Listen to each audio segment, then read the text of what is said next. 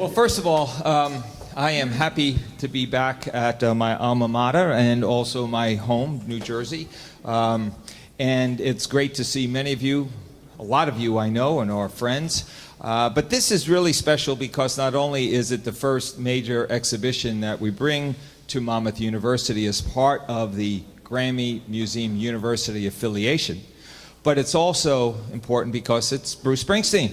And for those of us who've grown up on the Jersey Shore and those of us who lived in Monmouth and Ocean counties, you might go back to about 1968 and 69 or so. Anybody remember the shows here at Monmouth? Yeah. Some of you. I do. Yeah, some of you do. Yes. And actually, when I was a freshman, Steel Mill was we came for freshman orientation, and Steel Mill played out on the main grounds there, which I remember very well. Hard to believe, but I do remember it.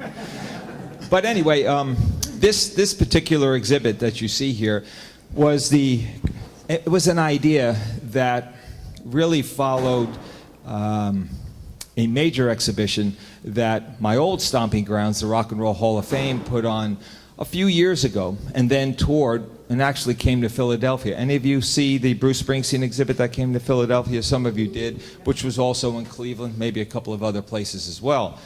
And while I was at the Grammy Museum in Los Angeles, I knew I wanted to do something on Bruce, of course, but the Rock and Roll Hall of Fame had done such a great job, we tried to take a different tact. And that different tact was, why don't we have a number of photographers that we've known and that have taken pictures of Bruce. Bruce, as we know, being very, very photogenic, as you're going to hear from these my friends and colleagues here in just a minute.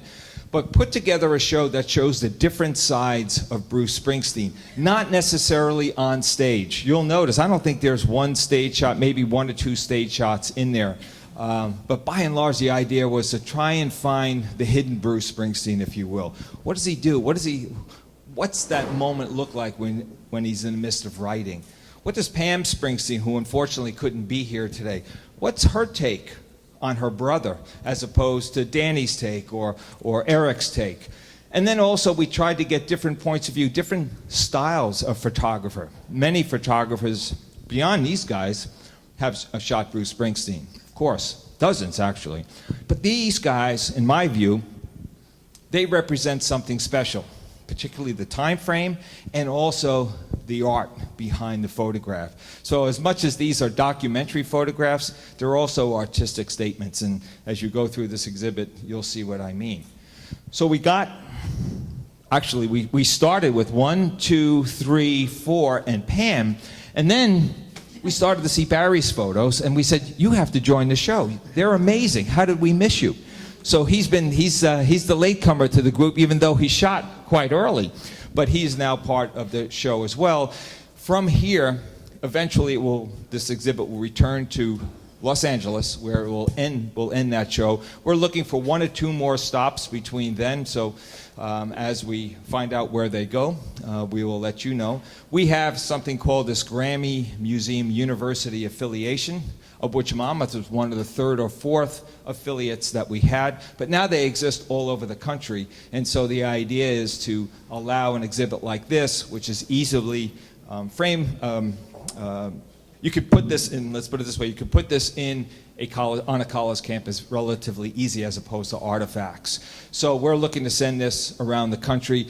Places like Berklee College of Music in Boston, Vanderbilt University, Delta State University in the Mississippi Delta, Oregon State, USC, a number of other schools are part of this growing affiliation. Okay, so with that said, what I'm going to do is keep it, I know a lot of you are standing and I appreciate that. We'll get right to the point, and I'm going to start some questions aimed at the photographers. We're going to keep it loose and colloquial. And then at the end, if you have questions, then you'll ask your questions. We're archiving this for the Bruce Springsteen Archives, which of course lives here on campus as well. Okay, so if you ask a question, so we hear it at least on the camera, speak loudly so we can hear you, especially if it's someone from the back, and then you'll be part of the record. Okay? All right, so let me introduce who we have here. Okay? Ed Gallucci over here. Okay? Eric Meola, Barry Schneier, Danny Clinch, and Frank Stefanko. All-star team, absolutely. Not just for Bruce Springsteen photographs, but as for those of you who know their work, way beyond Bruce as well. I mean, some of the pictures that these guys have taken. Eric's work is unbelievable, number of books. And where did you just have a book come out recently, didn't you? From India? I'm working on a book on tornadoes. Tornadoes. That's right. Are you a storm chaser? I am a storm Yeah, chaser. that's what I thought. Well, just following Bruce is kind of like being a storm chaser. Back then, anyway. All right, so let me open it up first of all, and very briefly, 60 seconds or less, just let us know how you get into photography first and foremost. No Bruce questions yet. How do you get into photography and when? Right down the line. Well, I got into photography in college. And, excuse me, I'm a little unsteadying. I'm not used to being on a bar stool without a bar to hold me up. We can arrange that. We should have arranged that before. I was a graphic design major and minored in photography, and I got out of school as a designer. I worked for a pharmaceutical company, SIBA in Summit, and they heard I'd done photography. And actually, I started the in-house photo studio at SIBA in an attic. And that's how I first got to have my first photograph published, was a pro bono shot we did for the American Way. And I decided to quit my job and go to New York and become a photographer. And in those days, you went and you became an assistant to well-known photographers. And at the same time, I carried a portfolio around and went to different venues and magazines. And one day I walked into a place called Zygote magazine, which was like an old rock and roll magazine. And went up there, I showed my book. I had a show in Central Park, and they said, well, when can you start? So I started shooting for them, and that became Crawdaddy magazine. And Crawdaddy magazine sent me on an assignment to photograph Bruce before everybody knew who he was outside of New Jersey. Right. Get that right. We know who he is. Yeah, I said it. Outside of New Jersey. Eric? My dad was a doctor, and a patient of his was an engineer. And my dad wanted me to be a doctor, as most doctors want their sons to be. But I just did not want to follow in his footsteps. So in order to get me out of his hair, I think I was like 11 or 12 years old, he said to this patient of his who was the engineer, and his hobby was photography, can you show him how to make prints? And at the time, one of my hobbies was magic. I loved magic tricks. I was really into Harry Houdini. I knew all about his tricks, and I was a big fan of his. And the engineer took me to the house and made a print, and it came up in the developer. And the moment that I saw that print just starting to appear in the developer, which of course doesn't happen anymore these days, I was hooked, and I knew that's what I wanted to do.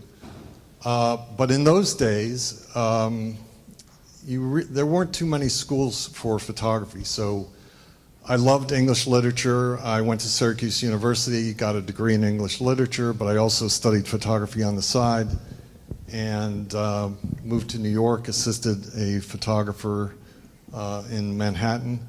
And one day I heard Bruce's music at Max's Kansas City. And the short story, really condensed, is I took a subway up to Penn Station, got on the train down to Long Branch, almost 40 years ago today, just the way I did it today, and came down here and knocked on the door at 7.5 End, West End Court, and Bruce came out, and I took my first photographs of him.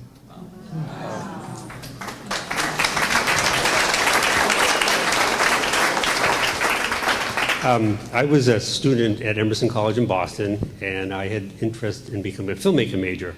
And prior to that, I decided that I really needed to train my eye if I was going to be a filmmaker. So I ended up doing some photography in the summer before I started school, and realized that actually as a young kid, I had found an old camera in my parents' house and played around with it for a while.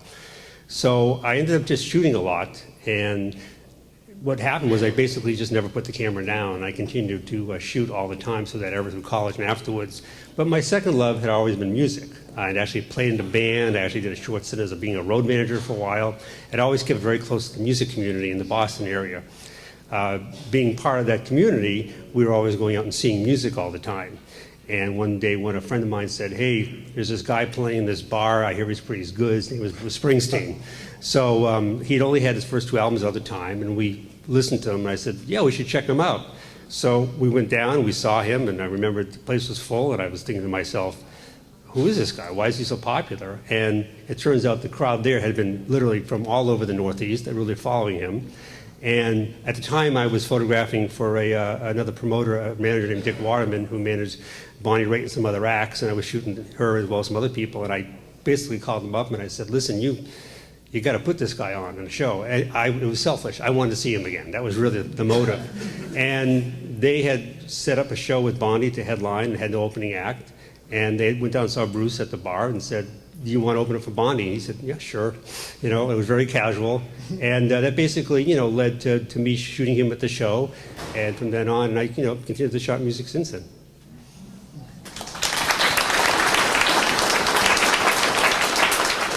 Danny? All right.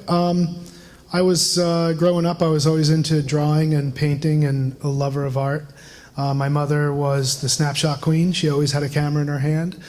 We have, still to this day, in her back room, there are piles and piles of photo albums that when we have family gatherings, we all go and look through.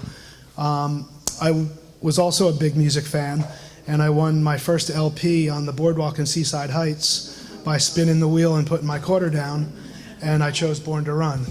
So good choice. It was a good choice, yeah. And then I too went to school for photography. I went to OCC, so did Bruce apparently. And my son was Googling OCC one day, and he said, you know, there are 2 famous people that went to Ocean County College. And he said, one of them was Bruce Springsteen, and the other one is you. And I said, well, famous. I guess then I also assisted some photographers in New York City, and I went to the Ansel Adams Gallery workshops in Yosemite, and Annie Leibovitz was one of the instructors there. I got a job starting as an intern at her studio and worked my way up to being one of her assistants full time. And one job that came through the studio was the Tunnel of Love, Bruce Springsteen. And Annie was preparing like a 3-day shoot with Bruce. They sent us the cassette ahead of time so we could hear the music, so she could hear the music. So they were playing it in the studio all the time. It was absolutely a dream come true for me. And then she said, you know, I don't know if Danny should go on this shoot. You know, he's from New Jersey. And he might not be able to handle it being around Bruce Springsteen. And I was like, well, you may be right, but I think I should go. And I did go, and it was a great experience, and my experience with her was great. And that's kind of my foray into photography. Frank? So I was 8 years old. I was little Frank, and went to the store and got these. Used to get baseball cards with bubble gum in it. Anyway, I got this package of cards with bubble gum in it, and it had these little cards that when you held it up to the sun for about 2 or 3 hours, an image would come up, and I thought that was the greatest thing in the world. And I was also fascinated by optical illusions and magic and all kinds of things like that, all visual. So this 8-year-old kid went into the dining room one day, opened up a buffet drawer and discovered a box camera. A box camera literally is a box camera.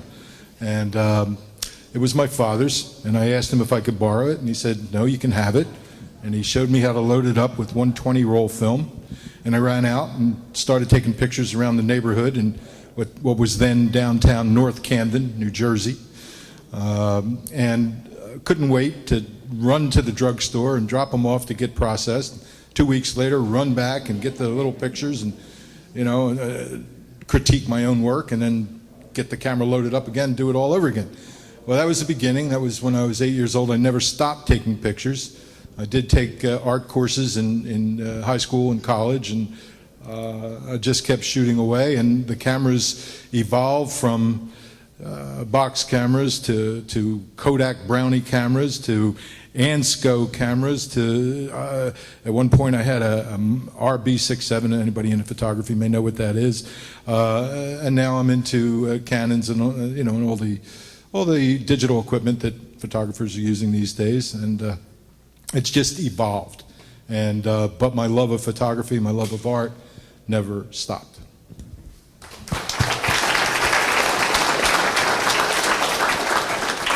I mentioned in my remarks that Springsteen is extremely photogenic, that there's something about him in front of a camera.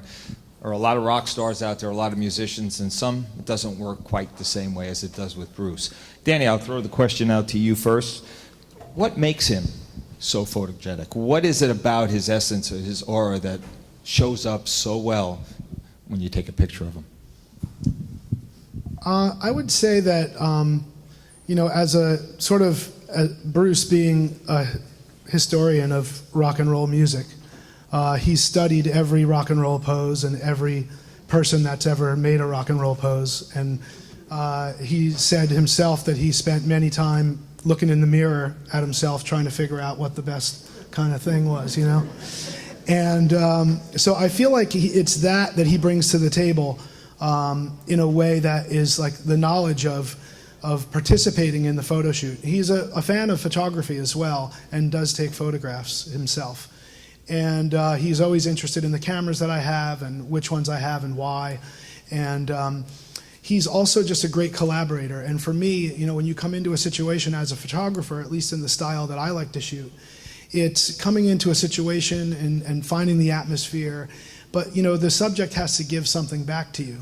And I've discovered that he's just really, really good at participating and giving back to you in a very simple way, in a very subtle way.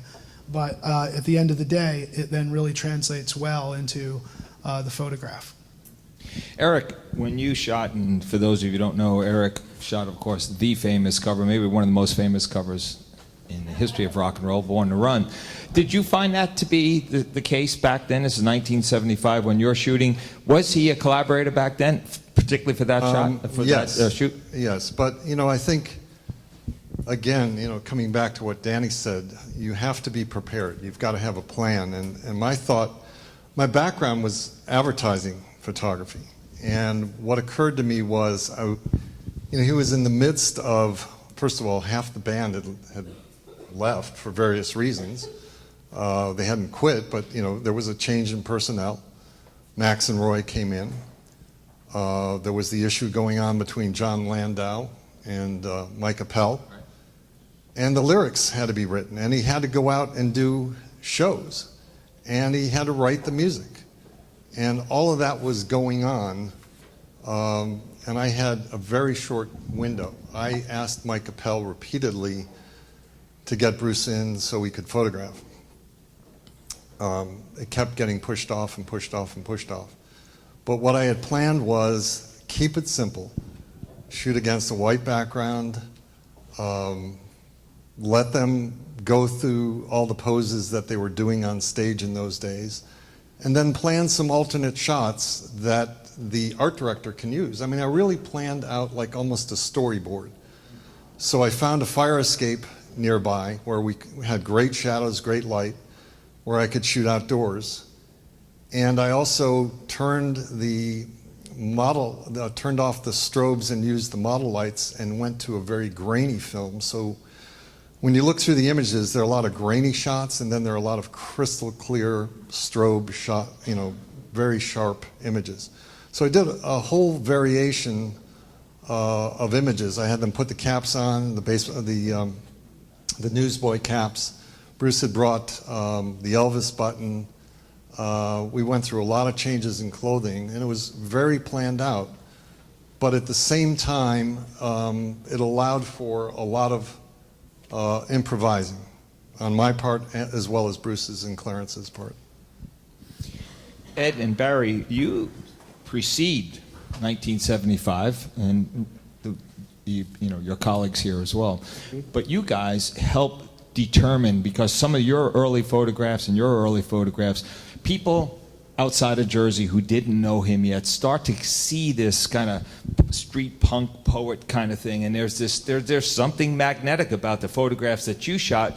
I don't know if that there was the same kind of preparation either by Bruce or you doing this, but elaborate. What was the plan when you shot Bruce, Ed, and then we'll go to Barry. Well, when I shot Bruce, What year? Talk the year. it was December 22nd, 1972. The first time I shot him was a month before at the Castaways, Kenny's Castaways. And the editor of Crawdaddy, Peter Nobler, said, could you go down to Kenny's Castaways? There's a new guy down there, Bruce Springsteen, and we want you to take some shots of him. So I go down to Kenny's Castaways, and we had been trying to photograph Bob Tell Dylan them where Kenny's is. on Bleecker Street in the Village. And I had been trying to photograph Bob Dylan for 2 years. We would meet with him and his entourage, and it was the exact opposite of photographing Bruce. We had to talk with him, and I couldn't take any pictures until he gave the okay. So I went to Kenny's Castaways, and it said Bruce Springsteen up there. And I said, gee, that's nice. He's a nice Jewish boy.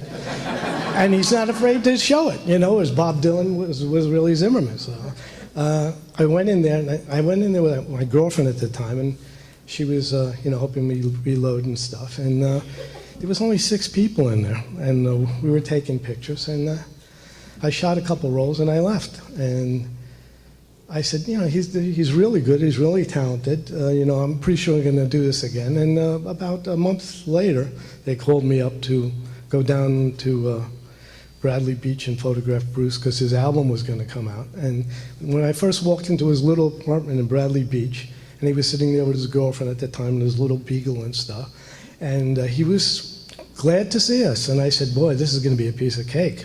And he just started to play his guitar in between the interview, and it was just easy to shoot, and I tried to be the fly on the wall.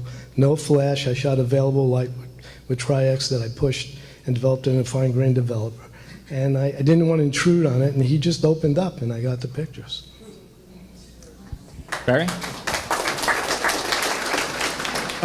When I first saw Bruce perform at a bar, and it literally was not much bigger than this floor space I'm in front of right now, one of the things that caught my eye right away was how dedicated he was to what I'll call the art of performance. He was very serious about being a performer. Like Danny said, he had moves, he had poses, but he had a command of himself and the band that I really had never seen before, not to mention how great the music was. So I knew that there was an art to his performance style. And so when I would see him, especially in the Harvard Square Theater show, which at that time was a larger venue for him, but still small, it still was a very intimate, small space. As a photographer, I was very fortunate to have such close proximity to the musicians. But I remember at that point noting that he just had a style of performance and command of the band members in the stage that other artists really didn't have at that time. I don't think they even were aware that that was an important part of being on stage.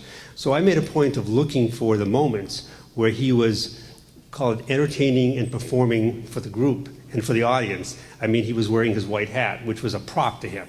And I was remarking to myself that, much like somebody in theater, he has a prop, he has a device to help accentuate his performance. And to me, that made him very unique in his style. So in a lot of ways, I was looking for that sort of theatrical moment of him being live to shoot, because he had it, no one else really did at the time. Frank, you have a great story on how you meet Bruce and actually shoot Bruce in South Jersey. Start with that. Well, I think my work kind of preceded itself, but also my knowledge of Bruce. I went to college in South Jersey with Patti Smith. I don't know if you all know who Patti Smith is. Patti is one of my very good friends. And I had been photographing Patti for many years, and so had been a lot of other great photographers. So Bruce, I told Patti way back when, before Bruce really became, well known, to look out for this guy. I heard a live radio broadcast from Bruce with the late great Ed Shockey out of Philadelphia, who did a live broadcast at the Main Point Coffee House in Bryn Mawr, Pennsylvania. And I heard it on the radio, and it was the first time I heard Bruce Springsteen, the East Street Band. And here was this guy who just transcended bubblegum music, disco music, all this other stuff. He's out there doing this it was blues, it was jazz, it was rock, it was rockabilly, it was everything. It was everything music, and it was syncopated, it was tight. And I said, my God, this is great, this is great. So I told Patty, look out for Bruce Springsteen. I think you're going to find he's going to be famous someday. So Bruce went backstage to one of Patty's performances in New York, and Patty went up to him and said, you're going to be famous someday. My friend Frank Stefanko said that from South Jersey, and he's your biggest fan. So next thing I know, I got an album in the mail. It was called Greetings from Asbury Park, and Patty's people sent it to me.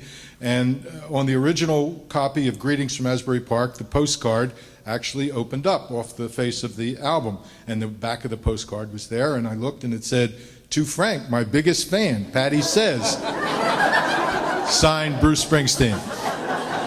Well, several years later, I got a call from Patty again in New York, in Greenwich Village, and she said, Bruce Springsteen's with me, and he's looking through all the photographs of me by Bill King and Francesco Scavullo and Annie Leibovitz and, everybody that photographed her. He said, but he likes the ones that you did of me, and would you like to photograph Bruce Springsteen? And I said, yes. So a few months later, Bruce called up and said, let's get together and do, well, Bruce has a nice way of doing things. He said, Frankie, let's get together, do some photos and have some fun. So I agreed to that, and I asked him if I should come up to New York or North Jersey, and he said, no, I'll come down to your house. I lived in Haddonfield, New Jersey at the time. And he drove down the first time in a white Chevy pickup truck with all rotted away with tree trunks in the back because it was winter time and he needed the traction. And he came in the house, and many people that have photographed Bruce over the years have only had a short period of time to work with him, but I had the luxury of time.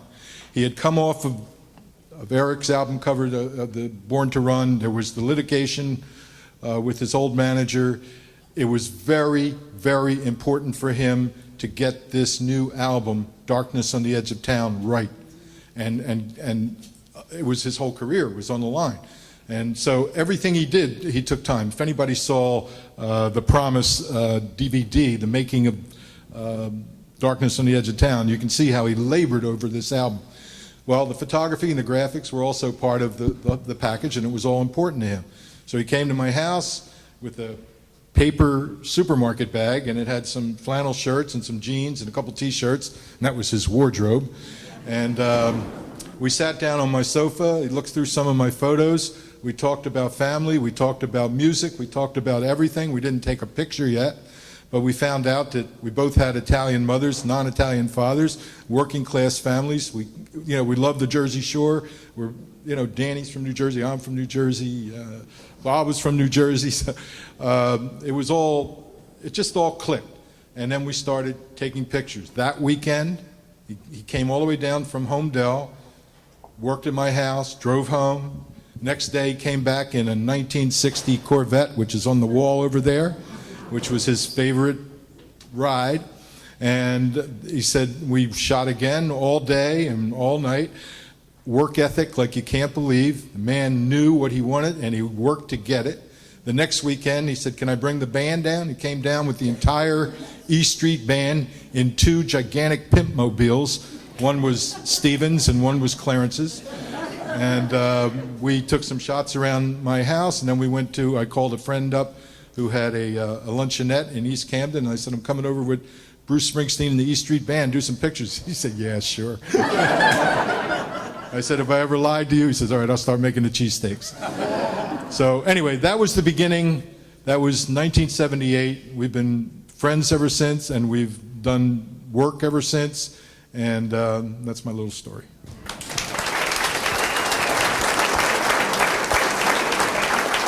So, when you put it together a show, you usually have a curator, okay? A curator, in essence, works with the photographers to select the photographs. You're looking for a particular story to tell, a point of view.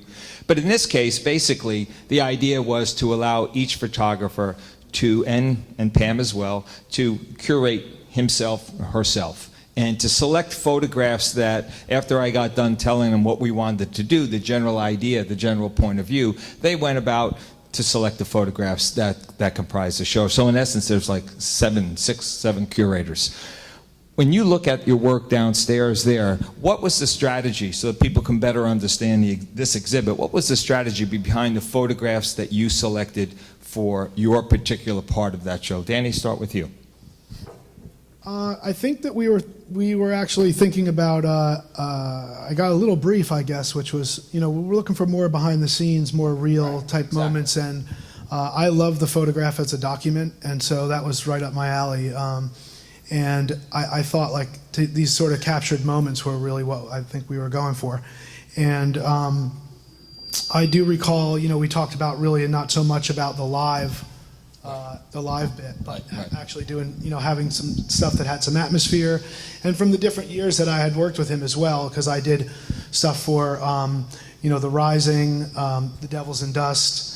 I did stuff for Magic and the Seeger sessions, and so I was really just trying to weave in and out of that sort of stuff, working on A Dream and High Hopes and Wrecking Ball, and let's see. I sure hope he calls me for the next one. Anyway, so it was really it was great, because usually it's up to me entirely to pick the images out, but you guys really had an idea of what you wanted, which was really kind of cool. Yeah. Eric, what about you? Well, obviously, I wanted to put in a lot of Born to Run photographs. I put in, 3 or 4 of those.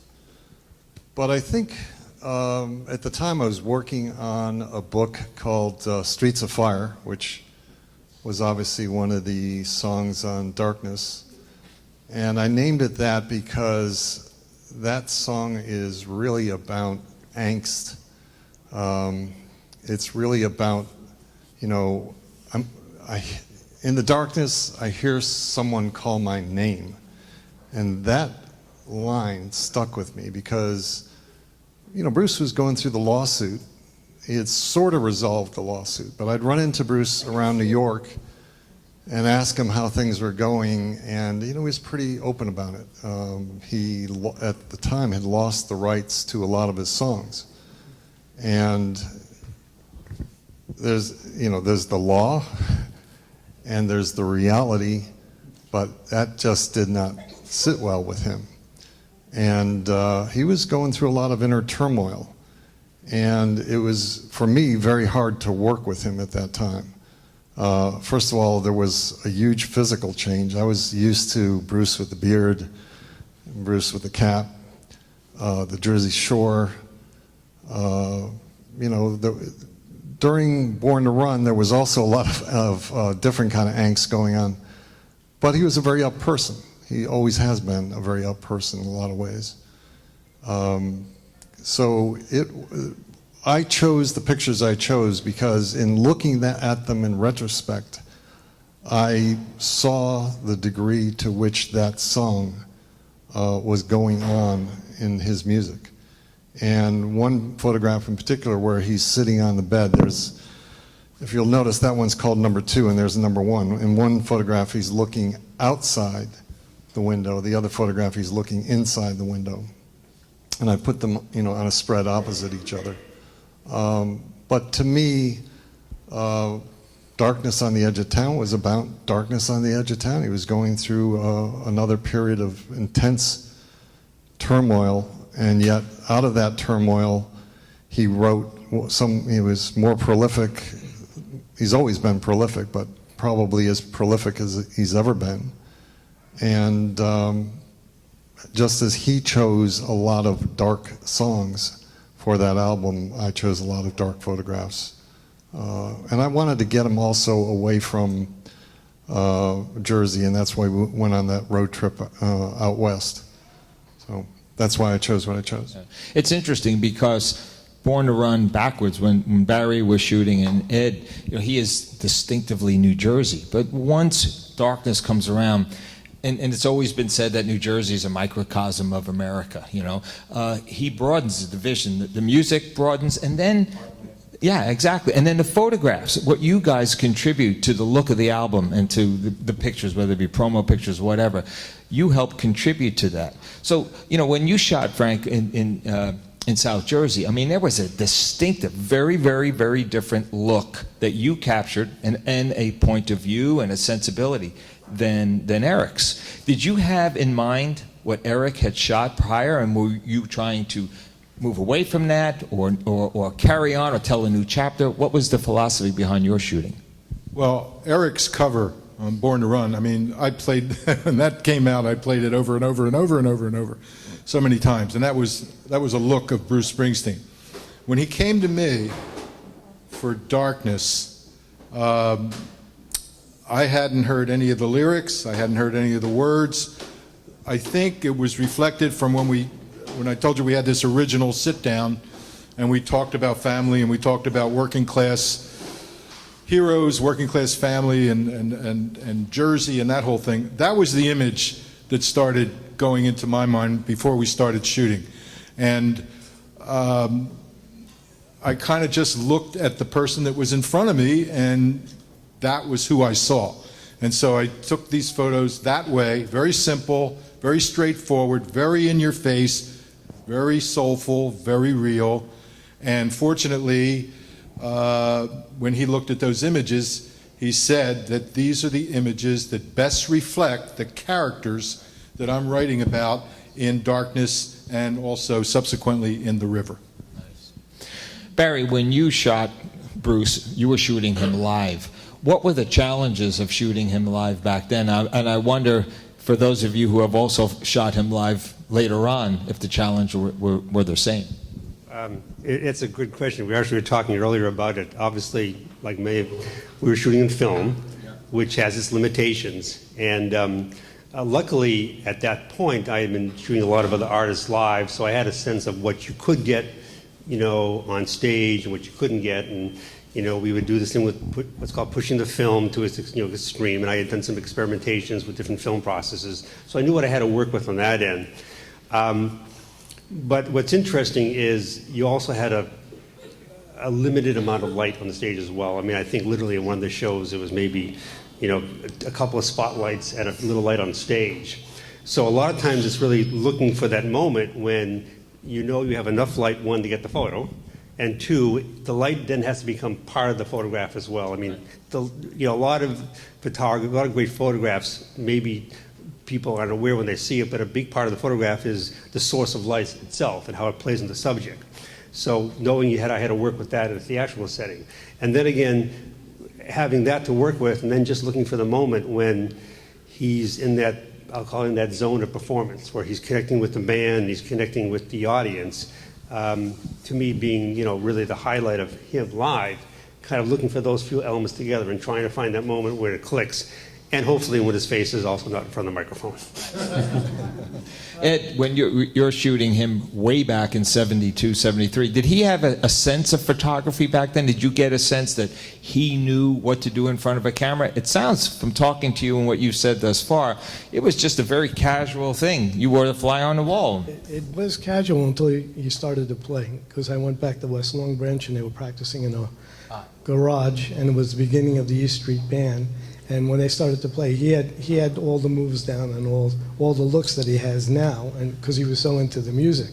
But what I wanted to do is, because I got into photography because I wanted to document my time while I was alive, and all the shots that I had worked on and all the demonstrations that I've been to in Washington, and to document that. And I knew when we had gone up to the record company, and this album was about to come out, and they wanted to feature it in Crawdaddy. And they wanted to feature him, so I knew this was either going to be something really big or not at all. And when I got there, I just tried to melt into the wall. And it's easy when you're doing an interview and there's a writer talking, because when you can tell there's a moment when people, if they aren't relaxed, and all of a sudden there's a light switch, they are relaxed, they start talking about what they love, and that's when it's time for me to document it. That's the way it was. Did he take any interest in your camera at all or anything? Do you remember? No, he didn't. No. Just curious. He does now. Yeah. Danny, you I think you've been with him the longest, having shot the most albums, if you will. there's got to be a challenge that you have to face and then ultimately overcome. Different album, different set of music, different time frame, different point of view, etc. How do you make sure that you are capturing what Bruce needs for that particular batch of music? It's a collaboration. Again, it's an opportunity to talk about what the album's about, what the titles are, the title of the song, the title of the record. I think one of the things that I'm most proud of in anything that I've ever done creatively is the film that I made for the Devils and Dust record, which was for the dual disc program, which was they put like one record out with a dual disc and they were done with it. But the film, which you can find on YouTube, and that is so beautiful, it's so simple. And there's a conversation that Bruce and I are having about where he's at musically with this particular record and with the characters in this record. And he really talks about it and describes it really, really well. And it was very interesting to me to be a part of that and to be able to do that. And then, of course, he sings like 6 of the songs just to me and my crew. And it was like he would sing for us, he'd sing for one person with the same energy and love and soul that he sings in front of a whole stadium, which I find to be very interesting. Let's see, I had another thought to that. And what was the question? Just tell me again. How you capture for each successive album what's needed. So what had happened was on more than one occasion, I will say, that they chose another photographer to do the album packaging and publicity in that, which is awesome. I mean, it's great, and Bruce loves photography, and I think he finds an interest in seeing everybody's process. But there was a time or two when he came to me and said, I did a shoot, and I just don't think they got what I'm looking for. They didn't capture the energy of what it was I was looking for. Like you were saying, Frank, about the characters in this particular batch of songs, right, is not there. And I was looking for something that had some energy, and I was looking for something, and then I went, and just, and did the show. It was never like, John Landau calling me, or it was never the art director. If it was Bruce, he would just call me on the phone and he'd be like, hey man, let's take some photos. If I can add to that concept that Yeah. Danny just put forth, definitely. I was shooting the Nebraska album, and I was up at this house that he had rented on the Navesink River up here in Monmouth County, and he played the entire album for me. This is the first time he ever played the entire album for me before we did a shoot, and he had it recorded on the cassette deck, on the TAC deck. And so I had this idea, and so we did some shoots, but one of the songs on the album is called Mansion on the Hill. And, I'm thinking, okay, I want to add material to this album. So on an off day, I went out and shot all these mansions on the hill. And I brought him back and showed him to Bruce, and he said, some things we do because we want to see them. Some things we don't want to see because it's something we want each and individual listener to have in their mind. And he said, that mansion on the hill, we can't show a mansion on the hill. It's got to be the mansion that is perceived by that person in their own mind. And I thought that was very, very important, that he had such a very good clasp on what he wanted to show and how he wanted to show it. Well, I think that's what comes out in that film, Springsteen and I, which is basically a film where, the filmmaker goes to people who love Bruce and love his music and asks them what it is about him that captivates them. What particular lyric, what particular action that he's done, what particular thing that he's said. So I think Bruce is very aware of the audience, and it's always the audience that is sharing in that process. I'm struck listening to all of you talk about photographing Bruce. I had the opportunity to work with Bruce on his book Songs, and at the time I was living in Cleveland, which was starting the Rock and Roll Hall of Fame, and I waited all my life to do this, and I moved to Cleveland. Then he says, okay, we can do it now. All right. which was okay because I'd come back, I'd fly back and meet him here on weekends. Anyway, the attention to detail thing. So even though we wrote a ton, and if you know that book, there's just very, very concise, very, very pithy essays. But he would call during the week and we would discuss, you think we should have the there, or should that? I mean, it's like, holy mackerel, talk about detail. And one night he calls, he had called like 2 other times earlier, if I'm not mistaken. And my son, Jake, who at the time was probably like in 4th grade, Bruce calls the house, and my son picks up the phone. He was waiting to hear from his friends. And Bruce says, hey, is your pop there? And I want to speak to your pop. And my son gets the phone and says, Dad, it's Bruce Springsteen on the phone again. Can you tell him to call back? So I say, hey, Bruce? He says, you've been away from Jersey too long. But the detail, and 2 hours talking about just that sentence or whatever it might be. So it's not just with photographs, it's not just with music, it's with writing too. Everything seems to be really thought out, takes his time. He does it in a way that, well, the results speak for themselves. Let's open it up because I know people are standing there getting a little tired, but I want to make sure you guys have a chance to ask some questions as well. And as was mentioned earlier, if you could really speak up, speak because loud. you don't have a mic and they're trying to get this on record for Yes, exactly. posterity. Okay, this was mainly for Danny, Frank, and Eric with that album covers. Can you tell me the process picking that one final photo? Is it Bruce's decision? How many are involved? And you push a certain photo like, ooh, I really like this one, and just maybe the process, maybe start with Danny since you've had a point of view. He's so involved in it all that he really, I would send him boxes of contact sheets when we first started working together. I did find that he chose, for me, like I did, the Rising cover, and I did a lot of the tour books the last bunch of years as well.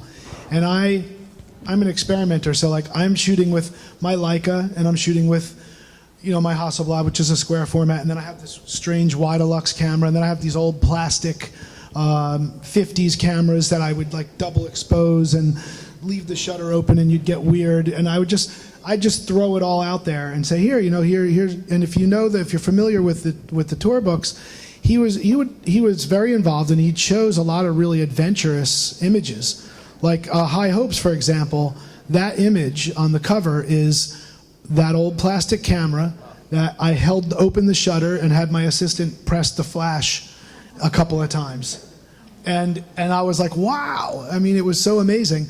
And it's cool. Pearl Jam, because Eddie Vedder's really involved in the artwork there, as well as Jeff Ament in the band. And they're very adventurous too, and it's surprising, but it's very gratifying to me to see those choices. And so my first album cover, when it came out, which was The Rising, and I saw that he chose that image where it was kind of ghostly, of course it was fitting and surprising to me, but I was like actually really excited about it. Yeah. Let's go to another one. Yes. Go ahead, sir. First of all, thank you so much for putting this together, because this is fabulous, and your work, everybody's sharing the work, it's just phenomenal.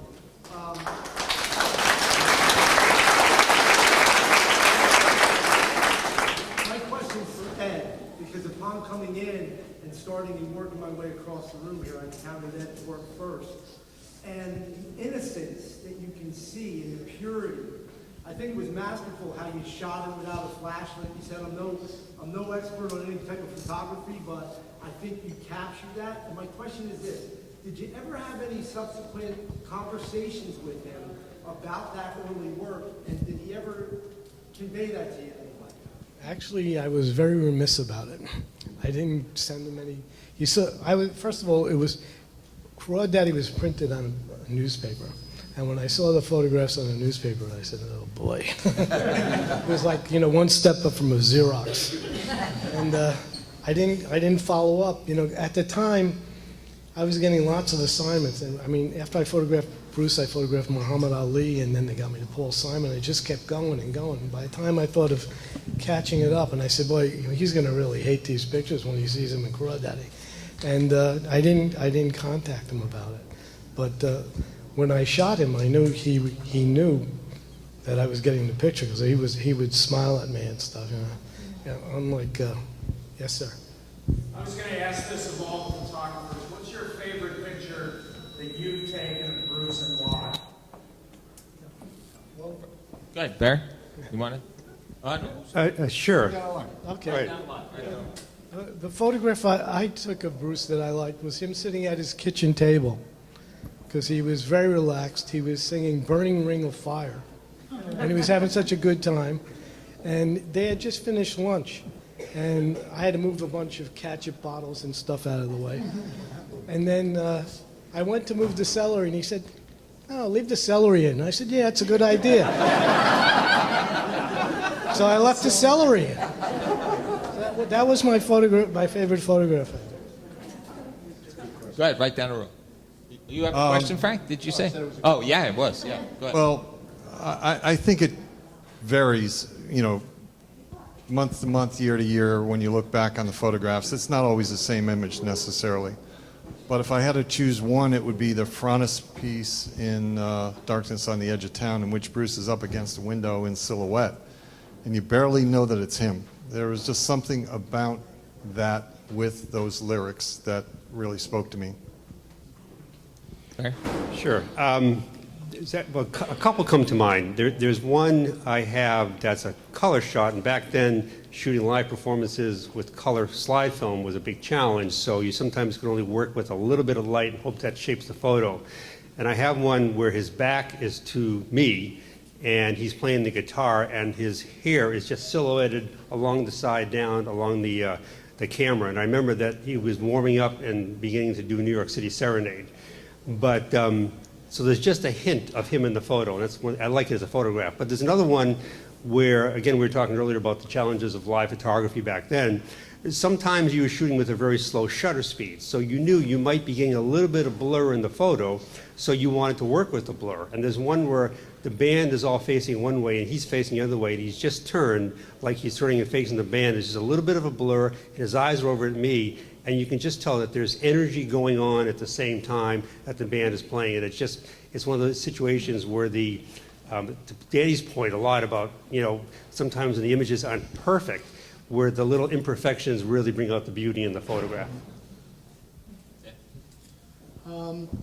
My favorite photo of Bruce Springsteen is the one I took of Barry's while he's at the piano. Thank you.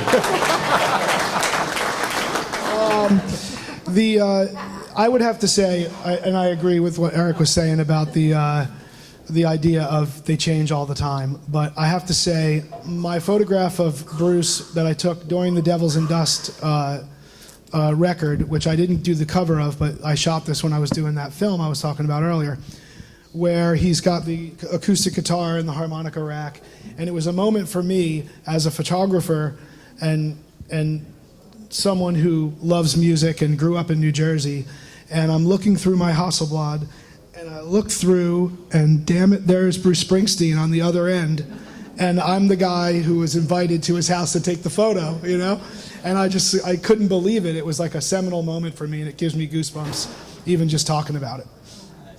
Yeah. Right? Well, my most popular shot, the one that's sold the most in the galleries, is the one with the '60 Corvette winner.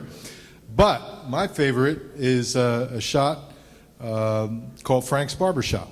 And it's not my barbershop, but there was a guy named Frank in Haddonfield, New Jersey that had a barbershop, and I shot Bruce leaning against a barber pole.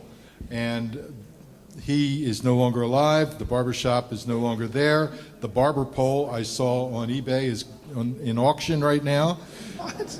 Yeah, it's all happening. Trade the guy a print for the barber pole. Can we bid right now? I'll go for that.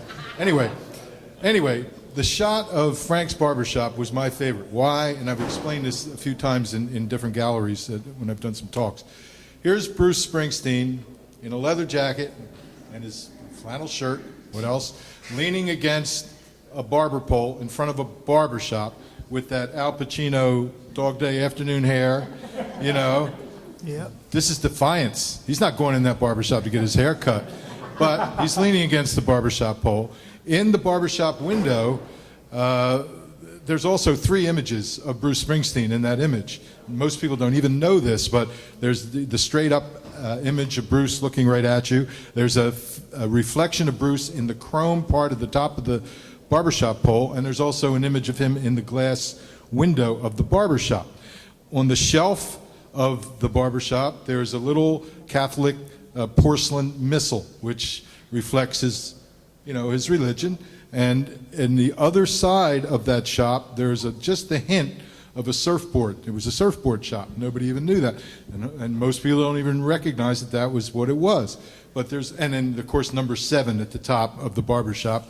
That's there for good luck and good vibes. And so here he is standing with all this symbolism all around him, which most people don't even notice, but I do, and I like it. So that's my favorite shot.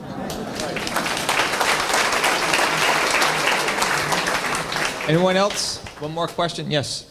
I know you guys said he's really particular in being involved in the whole process, but have you found in recent years he's loosened up a little bit? Like he's releasing more fun albums and he's taking bigger risks. Like he's loosened up a bit. Like he's just more open to things.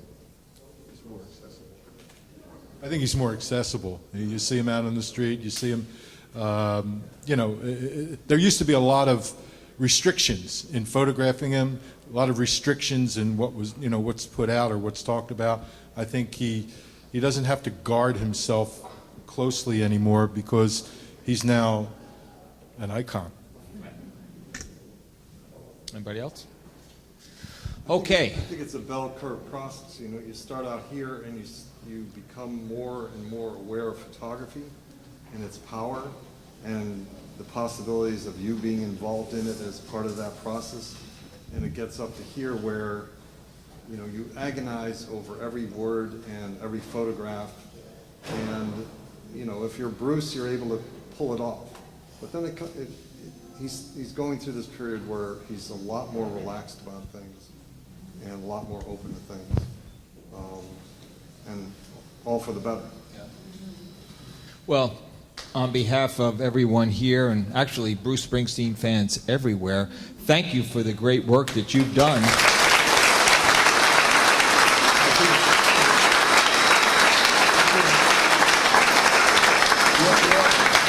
You're part of the larger story, and this exhibit is proof of that.